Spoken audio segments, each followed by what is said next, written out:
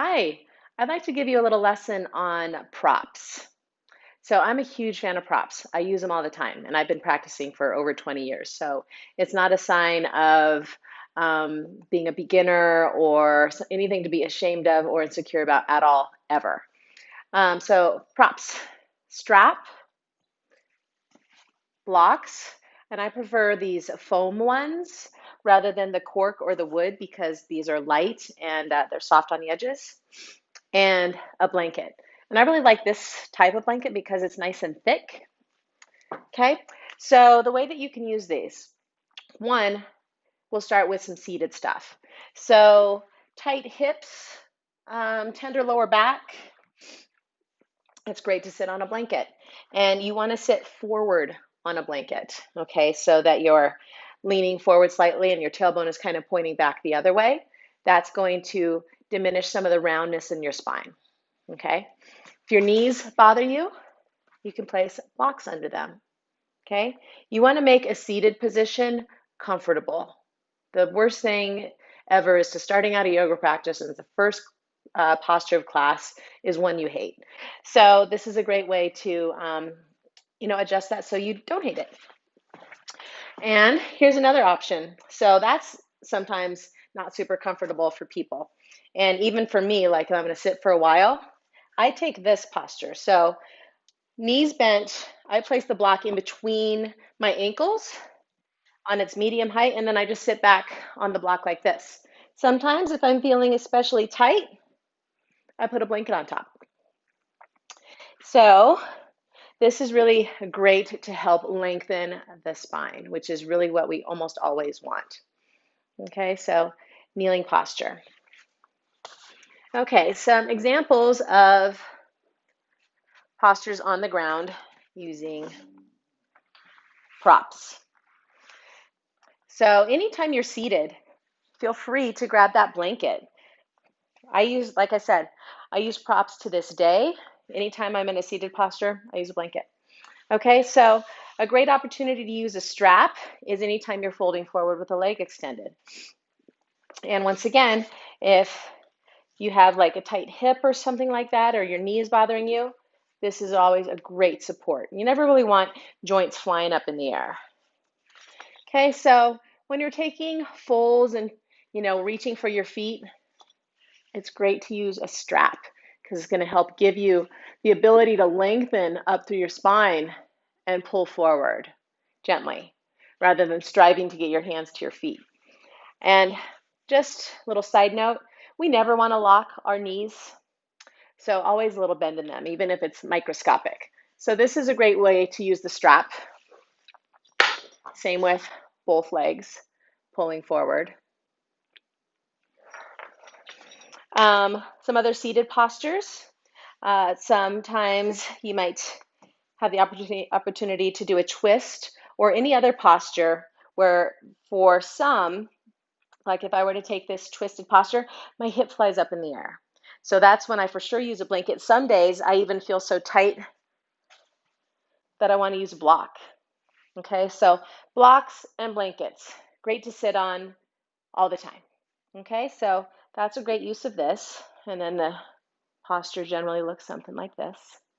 Okay, I'll stay here in this pose for a second because another posture that you may encounter in a yoga class might involve you taking your arms back behind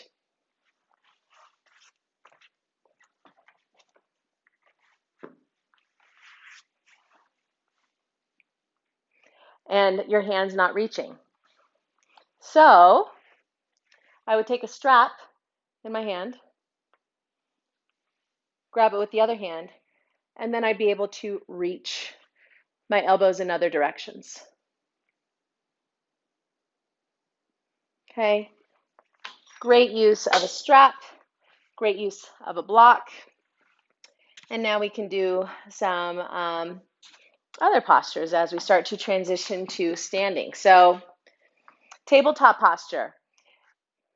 Another great use for props is for injuries. When you're recovering from injuries, say, I have a wrist that's recovering from something and being at a 90-degree angle is just too much. Blocks, raising the ground up, lessens it a little bit. So especially in downward dog, which I'll show you in a second. But also just getting your body up a little bit rather than putting so much weight forward on them. If you lift up a little bit, it brings the ground towards you. It's kind of puts your body at a little bit more of an angle here. So blocks are great in this posture because we often do cat-cow at the beginning of class. Okay, so another posture that is very helpful in the beginning to use blocks is downward facing dog. Okay, so often people have really tight legs and maybe not a lot of upper body strength and tight shoulders, and their posture looks something like this. We want this posture to look like this. Okay, so wrist injuries or just new to yoga, lift the ground up to you a little bit. And then you can have a 45-degree bend or even less in those wrists, almost straight. And it really helps me get my weight back in my legs and get the stretch in my legs where it should be, and allowing my back to relax and my shoulders to open. Okay, so awesome, awesome use of the blocks here. And while we're here, we'll take a lunge. So this, people are often really, striving to get to the floor here. And if you have shorter arms, by doing that, you end up rounding your back. So I recommend using blocks so that you can flatten your back. I use the blocks all the time in this posture. It allows you to bend your knees, put your weight into something if your fingers aren't reaching the ground. Okay, so that's really great. And then if you're offered to do a twist, or you want to, you can take this hand to a block and twist rather than, stressing to get the hand down. Sometimes it's just too much. You want to ease your body into these different shapes so that you can enjoy your practice and develop slowly. All right, so forward fold, another great use of the block. So often people can't get their fingers to the floor, so a block is perfect. And another side note, never want our legs locked. We want our weight forward in our feet, the weight out of our heels, and then I can transfer some of the weight into my hands. And this allows my kind of hip area to release and allow my chest to drop so that I can focus the stretch in my legs. Okay, so that is a really great use of a block there. You'll probably use that a lot if you're new. All right, and then some standing postures. I often just have the blocks outside of my feet for my practice so that if I am brought into a lunge, I have them there, or if I'm, say, going into like a triangle posture, I have a block there. This is a great use of some support here. Same with side angle, which can be like this or anywhere along the way here. Okay, so just think of the blocks as an extension of your arm. You're just getting 6 more inches of arms to help you out in different things. You can even just keep them in your hands the whole time and use them all throughout your practice. Here's another one, pyramid pose. Once again, proportions affect your yoga practice. So you may be well practiced in yoga, but you may have shorter arms compared to your legs. Therefore, this would be a tough posture for you to get your hands to the ground. Blocks. This is going to help you flatten your back so you can get the stretch. So in yoga, we want to think more about function of the posture rather than form. To a certain degree, alignment is important, but looking like you're on the cover of Yoga Journal is not.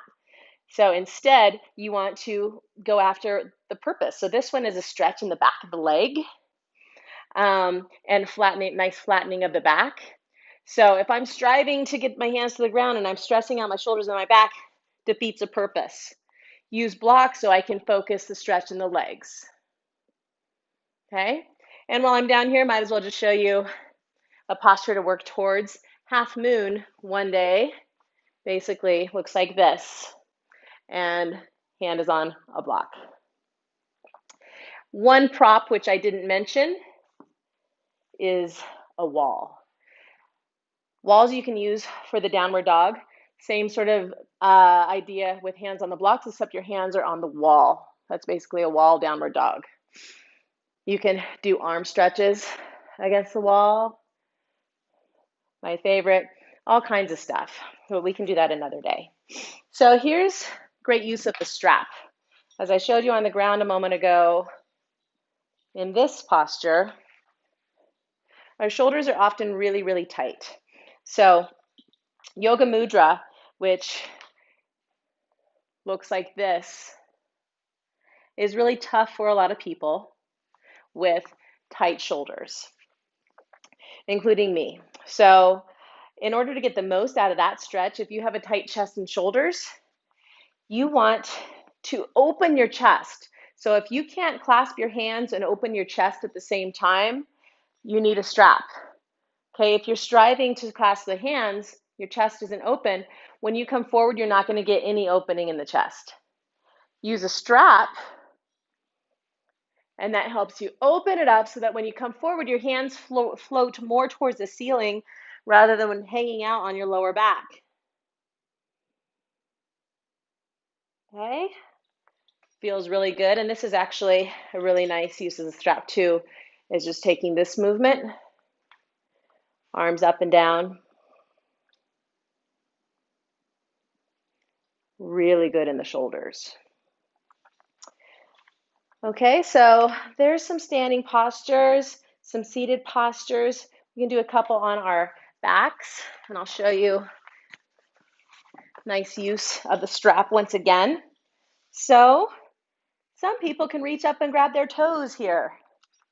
Not everybody. That's when, once again, a strap is great. Okay, you press up through your heel, and then you just grab the strap, and that gives you the length that you need to have the arms straight, and then the leg can be wherever it needs to be. Once again, no locking the knee. So this is a nice calf and hamstring stretch. Same holds true here. You can use the strap to take the leg out to the side. Really, really great. You can help yourself take a half happy baby if you know that posture using a strap. Really great. Here is another nice posture to do on your back. This one would require blocks if you have like tender knees or tight hips. Soles of the feet together, knees out to the side, and you just place blocks under there so that the knees are comfortable. Another posture is bridge. So sometimes it might be a lot for you at the beginning because of your shoulders or strength or whatever to come into this posture or to hold it for long. It's when you can use a block. That way your body can get used to the shape of it. Your back can get used to this back bending without you tiring out. And then while we're here, I might as well show you one of my favorite poses, supported shoulder stand. So once again, really like these foam blocks because they're squishy. And I have it down here below my sacrum, legs up in the air. This is just a super great posture to do anytime, anywhere. It's very restorative, very calming, feels great. Supported shoulder stand.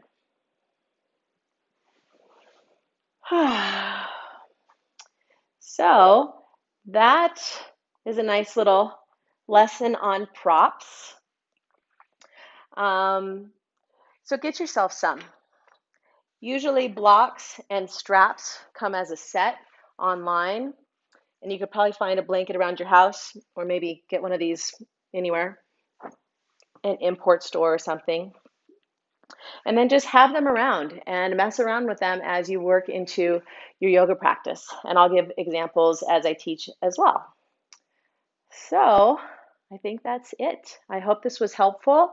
I hope it inspires you to keep moving forward in your practice and know that there's always a version of every posture for you. See you soon.